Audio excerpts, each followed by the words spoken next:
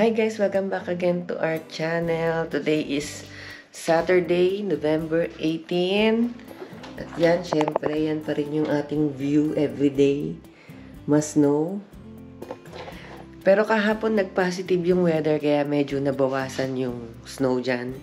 Bumaba yan. And then ngayon is -4 na naman. So, ayun, yung mga natunaw na snow kagahapon is ngayon is nag-yellow na siya.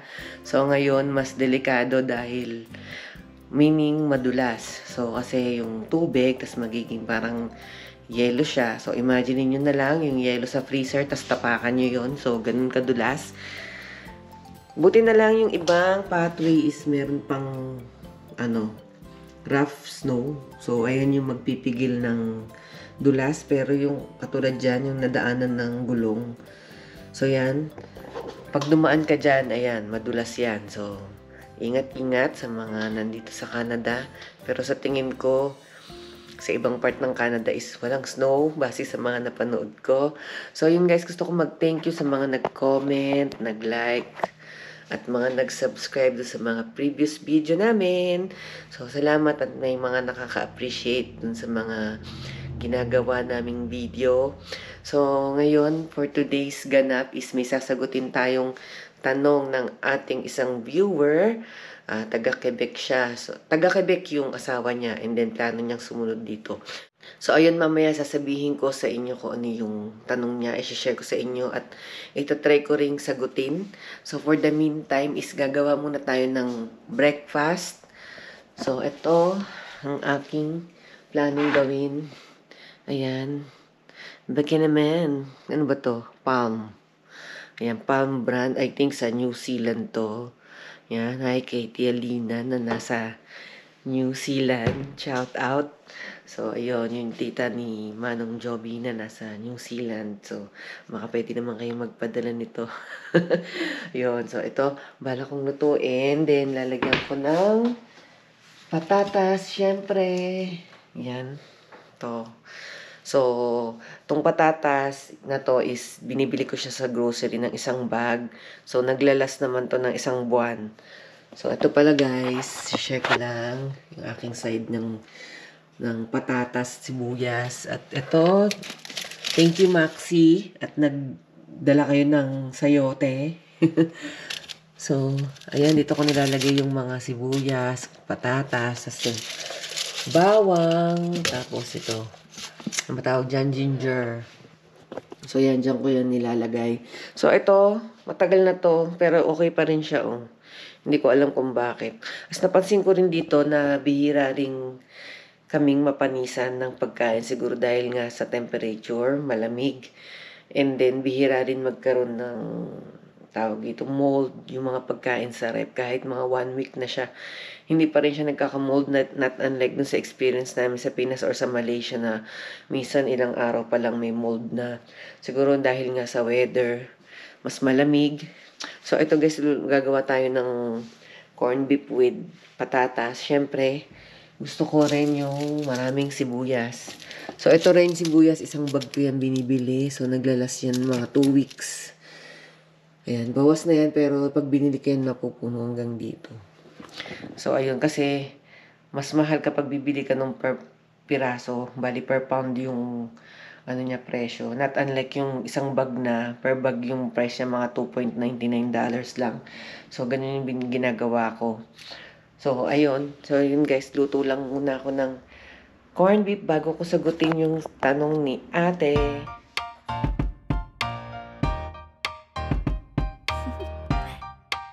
Do you want to know? Well, I've been thinking about you, and I think I have to listen, because the sun is up, it's a beautiful day. My beginning will be as bright as the sun. Come, won't you come along? And it feels so bright, it's like luck is raining on me. Go and follow your heart, doesn't matter how far. There is so much love to give, something's telling me this time. Baby, baby, now I know. Baby, baby, gotta go. There is so much love to give.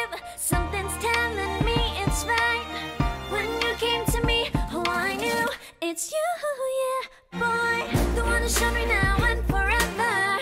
No, you'll never be alone again. All day, oh yeah, all day. Please stay in my arms, Lord. So, ayan guys, paluto na yung ating corned beef. Yan yung ating breakfast for today. Medyo pinapalambot ko na lang yung patatas kasi gusto ni Manong Joby malambot yung patatas. Kabaliktaran naman sa akin, gusto ko yung medyo crunchy pa, pero sige, pagbigyan na siya. So, kaya nila mag-adjust. So, ayan, medyo palalambutin ko lang. Ayun, medyo okay na. Ayoko kasi ng malabsak. Gusto ko yung medyo crunchy. So, yun guys. Ito, nandito ako ngayon sa tabi ng aming Christmas tree. Sana nagustuhan nyo. Pinaghirapan namin yan ng anak ko. So, bali, ano lang yan, $100 sa Amazon. Then, yung mga decor niyan is, dati pa, sa last year pa namin nabili. So, doon sa lumang bahay. So, ayan, ni-reuse lang namin. So, ayun nga, yung sabi ko sa umpisa ng video, may sasagutin tayong tanong galing sa ating viewer. I think pangalan niya is si Miss Mara Tukib. So, ayan, basahin ko sa inyo yung tanong niya. Hi po, silent subscriber po. Tanong ko lang po sana kasi yung husband ko po ay nasa Quebec. Tapos sabi niya, mahirap daw kasi ma-PR. Kaya binabalak niya po na kapag kuha niya sa akin, ay lilipat ako sa ibang province na mabilis ma-PR na wala ng French. Pwede po ba yon? At pwede po ba ang open work permit mag-apply ng PR? Tapos yung husband ko na temporary foreign worker is mapi-PR din.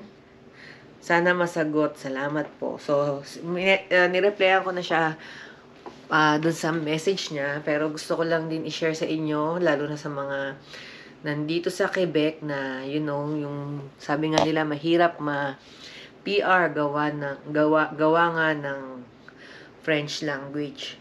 So, yung tanong niya na pangalawa muna yung sasagutin ko. Pwede po ba ang open work permit mag-apply ng PR? Yes, pwede pong mag-apply yung dependent nyo na naka-open work permit. Pwede po silang mag-apply ng permanent residence dito sa Canada. As long as na yung pasok sila dun sa mga programs na ino-offer ng Canada, yung mga pathways na pwedeng ma-PR. Basta qualified sila, pwede silang mag-apply ng permanent residence. And then, yung asawa nila na naka-temporary, naka-work permit, naka-closed work permit is magiging PR din. Kasama rin yung mga anak nila kung isasama nila sa application. Siyempre, yun. Isa pa yun. Dapat isama nila, siyempre, sa application nila yung family members nila para masama rin sila sa pagiging PR.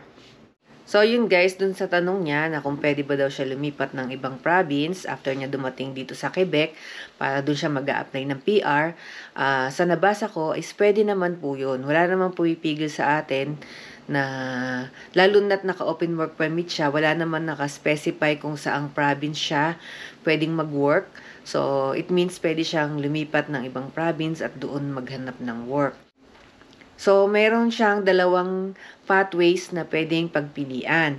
So, isa dyan yung Provincial Nominee Program tsaka Canadian Experience Class.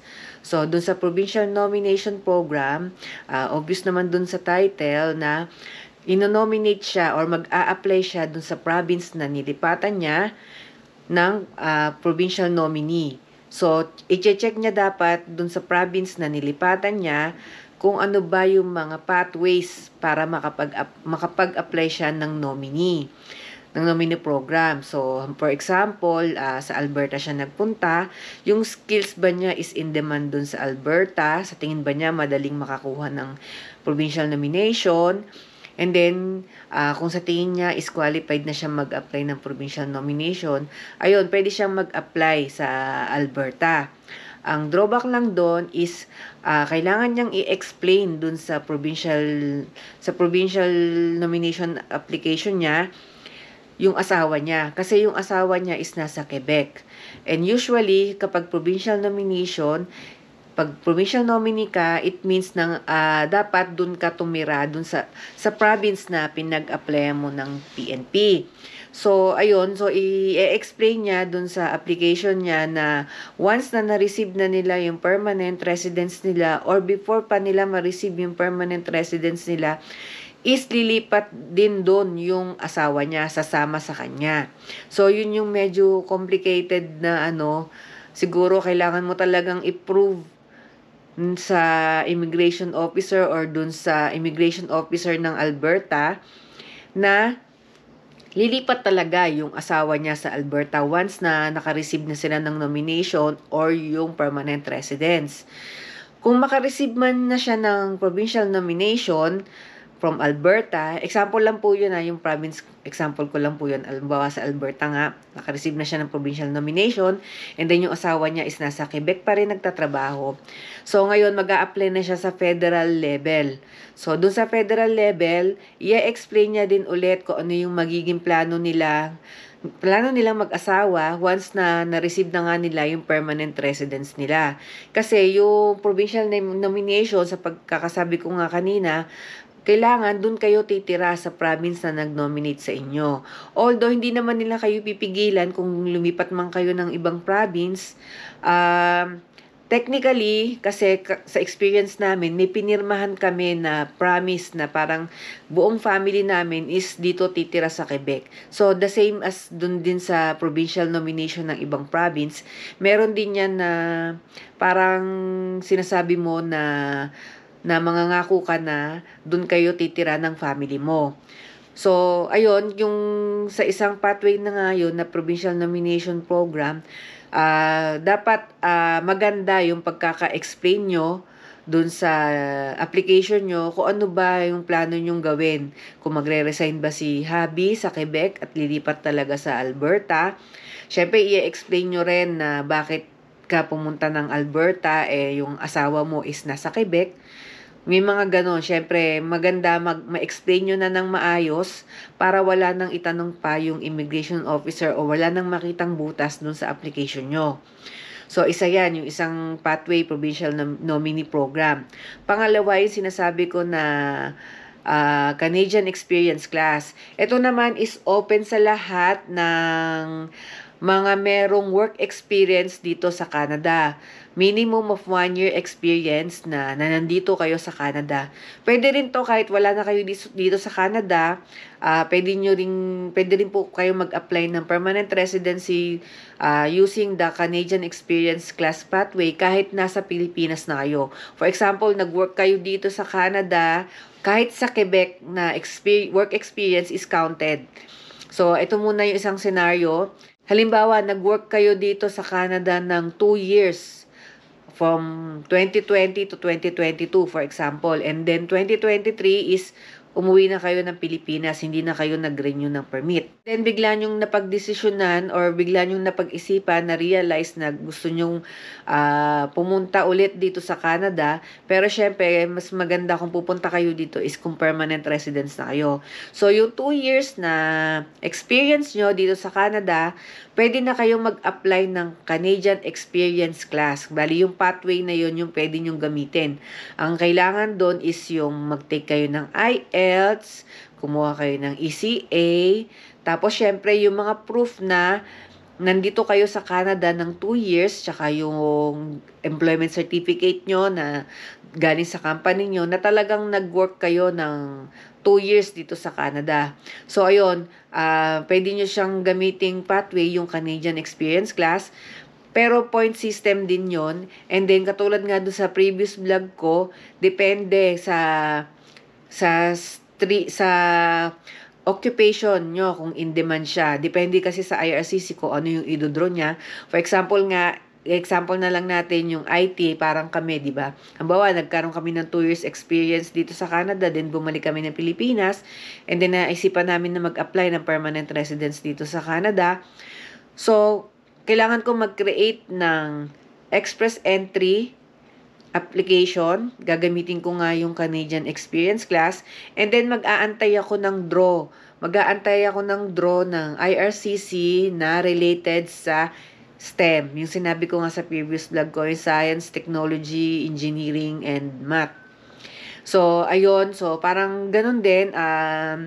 Pero, ang kagandahan nun is madalas mag-draw ang IRCC based on Canadian experience class.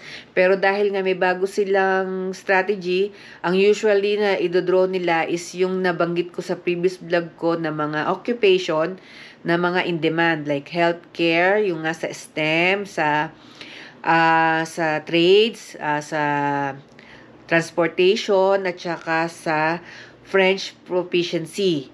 So, for example, kami nga 2 years, then natuto kami ng French, halimbawa, nag-aral kami ng French nung bumalik kami sa Pilipinas. So, pwede namin ipangdagdag na points yon. Yung, kung meron man kaming parang IELTS ng French, may examen ng listening, speaking, reading, and writing. So ayun, pampadagdag points din yon yung French. So, mas lalakas yung chance ko, mas tataas yung chance namin na ma-draw sa IRCC, sa Express Entry. Sa case naman ni ate, pwede niyang gamitin yon kasi after 1 year or 2 years experience niya dito sa Canada, dun sa ibang province, pwede niya rin gawin yon yung sinabi kong senaryo na isa. Pero, kailangan niyang magdagdag ng more explanation kasi nga yung asawa niya is nasa Quebec pa. Pwede naman siguro kung nandun na siya sa ibang province, magre-resign si husband, lilipat siya sa Alberta, and then mag-aantay na lang sila ng decision ng IRCC kung maa-approve ba yung permanent residency nila. Yun nga lang, syempre, ang hirap naman dito kung wala kang work, di ba? So, ayun, pwedeng mag-apply ng permanent residency ang open work permit at lumipat ng ibang province kung yung ang asawa ay nasa Quebec, pero medyo complicated.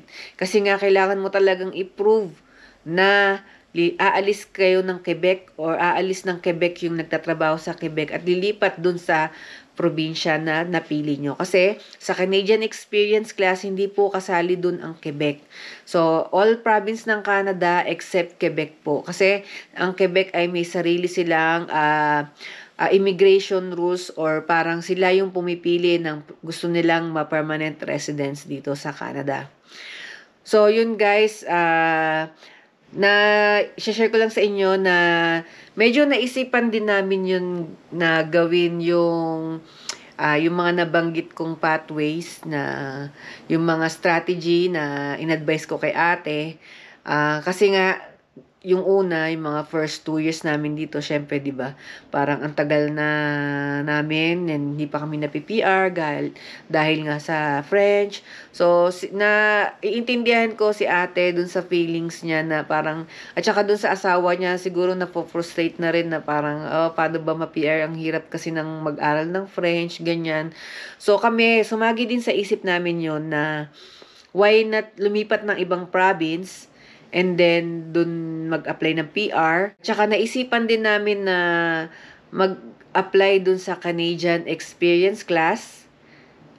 So, parang ngayon ko lang din ma-share sa inyo to na yung times na parang napo-frustrate na rin kami dahil hindi pa nga kami PR, 2 years na kami dito, yung mga nakikita namin or ibang kilala namin na nasa ibang province na PR na, kami hindi pa. So, parang sumagi rin sa isip namin talaga yun. So, ayun, nag-create kami ng account sa Express Entry. Bali, nag-IELTS kami ulit. So, kung na-share namin doon sa previous vlog namin, doon sa paano kami nakapag-Canada, nag-IELTS kami. And then, yung nandito na kami, syempre na-expire na yung IELTS namin. So, nag-IELTS ulit kami.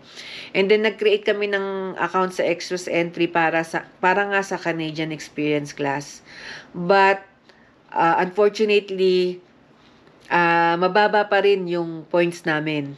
So, dahil na nga malaking factor yung age, although may experience na kami, 2 years experience, and then may factor din yung age. So, yung hindi pa kami na-draw, yung nasa pool pa kami ng Canadian Experience Class sa Express Entry. So, nag-iisip na kami ng reason.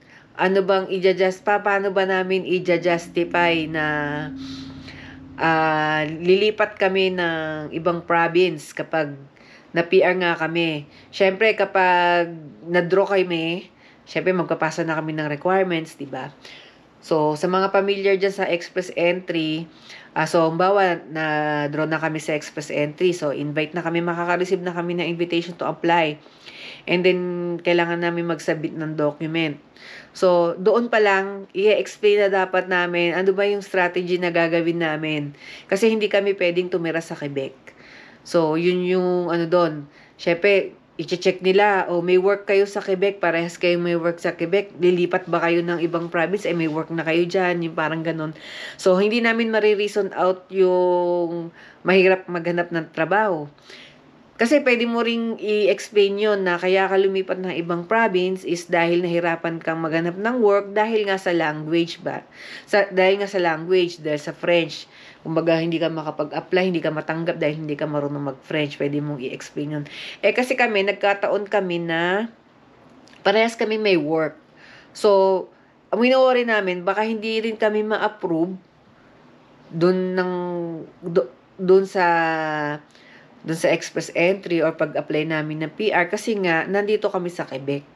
So, kailangan siguro, ang nabasa pa namin, may nabasa pa kami dun sa isang forum na pwede mong, for example, may kamag-anak ka sa ibang province. Pwede mong i-reason din yon na kapag na-PR ka, aalis ka sa Quebec, lilipat ka sa ganitong province dahil may kamag-anak ka.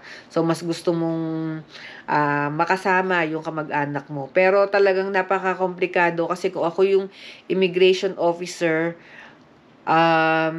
paano kung hindi ka umalis ng Quebec? Mabigyan kita ng PR pero nag-promise ka na aalis ka pero in reality, nung na-receive mo yung PR, hindi ka naman umalis ng Quebec. So, siguro, pwede nilang i-approve yun nga, lilipat na kayo ng province before pa ma-approve yung PR nyo. Kaso nga lang, syempre, dahil naka-close work permit yung husband, hindi siya makakapag-work dun sa province na nilipatan ng wife niya. So, yung wife niya lang ang pwedeng mag-work. So, ang hirap naman nun, di ba? Unless siguro kung may malaki kayong budget na kahit walang work yung naka-close work permit, then open work permit lang yung may work, at kung may pera naman kayo, di ba? Pwede nyo naman din itry yun. So, yun yung mga naisip din namin. So, yung tanong ni ate is na itanong na rin namin yan sa sarili namin dati. Na, pwede ba yun na lumipat na lang ng ibang province, dun mag-apply ng PR, ganyan. So, kaya, ngayon is confident akong sagutin yung tanong niya dahil kami nga tinry namin yon. Pero hindi na namin tinuloy dahil ang baba nga ng points namin sa Express Entry dun sa Canadian Experience class, and then nagwo-worry kami dahil baka nga rin ma-disapprove dahil nga nasa Quebec kami, pwedeng ma-disapprove siya. Baka hindi naman namin ma-justify ng tama or hindi maniwala yung immigration officer na aalis nga kami ng Quebec. Then baka mamaya ma-disapprove kami, then yung ngayon mag-a-apply na kami ngayon para sa Quebec, baka hindi na rin kami ma-approve kasi nag-try nga kayo na mag-apply sa ibang province, and then anong assurance namin natitira kayo sa Quebec, yung parang ganun, di ba? So, yun lang, sa mga taga-Quebec dyan, wag po kayong mawala ng pag-asa. May mga iba naman paraan po, pero sa ngayon, yun nga, nasabi ko rin din sa previous vlog ko, na parang habang tumatagal is pahirap ng pahirap. Lalo na ngayon, meron ng Bill 96, talagang pina-priority nila talaga na may French ka. Kumbaga next year plano nga nilang yung rules i-apply yung plano nilang baguhin na ang tatanggapin lang nila na temporary foreign worker is yung may mga level 4 ng French. And then pati yung renewal, kailangan meron ka ring level 4 of French. So ayun, talagang pahirap na ng pahirap. Pero pasalamat din kami dahil kundi dahil sa French na permanent residents kami. Kasi, kung titingnan nga na yung points namin, biro mo, meron na kaming 2 years experience nun sa Canada, nag-IELTS na kami, okay naman yung score namin. Pero ang baba pa rin ng points namin dahil sa age. Kumaga, yun talaga yung humila, yung age namin. So, ang talagang nagtulong talaga sa amin para ma-PR is yung French ni Manong Joby na umabot siya ng level 7. So, kumbaga na-realize ko na parang siguro kahit lumipat kami ng ibang province, baka hindi rin kami ma-PR dahil na ang higpit nga ng labanan, ang taas ng points na nire-require ng IRCC. So, bali nga sa age namin, talagang yun ang humihila pababa ng points namin. So, kahit madagdagan pa yung work experience namin dito sa Canada, ganun pa rin. Kumbaga, hindi masyadong aangat yung points namin. So, yun talaga, French talaga ang nagtulong sa amin para ma-PR dito sa Canada. So, ayun guys, tsaga-tsagaan na lang. Siguro, sa tingin ko talagang si Lord yung gumawa ng paraan. Kasi nga kung sa ibang province kami, baka hindi pa kami ma-PR hanggang ngayon. So, dahil nga mahigpit yung labanan, sabi ko nga, matataas na yung points. So, ayun, salamat na lang din. At dito rin kami sa Quebec. Although, yun nga, mahirap yung French. Pero nakakayanan naman. Nakaka-survive. So, ayun guys, sana may natutunan kayo dito sa aking video. Wag po kayo mahiyang magtanong. Comment down below. At wag niyo pong kalimutan na mag-subscribe. So, meron din po kami ngayon ng Join Now button. So, ayun guys, click nyo yan, Join Now. And makikita nyo kung ano ba yung perks ng pagiging member ng JTB Canada Dreamers. So, ayun guys, yun lang. Maraming salamat. Bye-bye!